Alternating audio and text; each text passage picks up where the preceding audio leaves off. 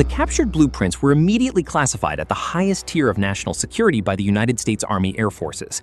The document was treated not as a historical curiosity, but as a textbook for the rapidly approaching Cold War.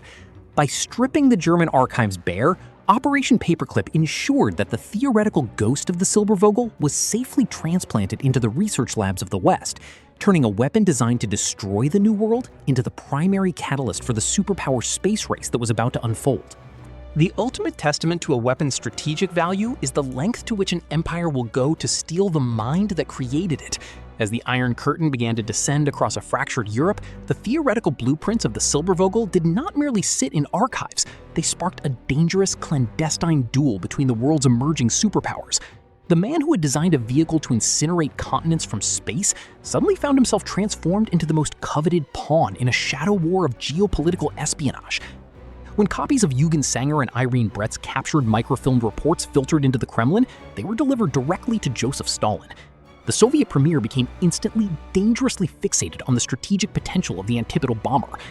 Stalin recognized that while the Soviet Union possessed a massive land army, it had no immediate way to project power across the Atlantic to threaten the continental United States, which was now protected by an atomic monopoly. The Silbervogel offered a terrifyingly elegant shortcut, a weapon that could bypass American naval and air defenses entirely by riding the edge of space. Stalin's obsession triggered a ruthless top-secret operation managed by Lavrentiy Beria, the head of the Soviet secret police.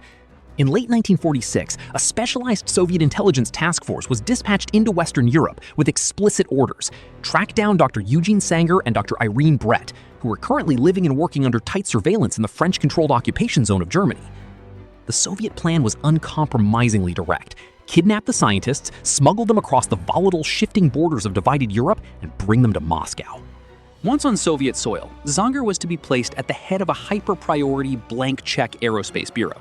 Stalin openly declared to his inner circle that a fleet of these Soviet-built rocket planes would allow the USSR to hold Washington and New York hostage without ever needing to build a matching naval fleet. The kidnapping plot ultimately crumbled due to bureaucratic delays and the vigilance of French counterintelligence, who quietly relocated Sänger and Bredt deeper into French territory to work on conventional ramjet development. Yet the sheer audacity of the Soviet attempt underscored a chilling reality. The Silbervogel was no longer dismissed as a failed wartime fantasy.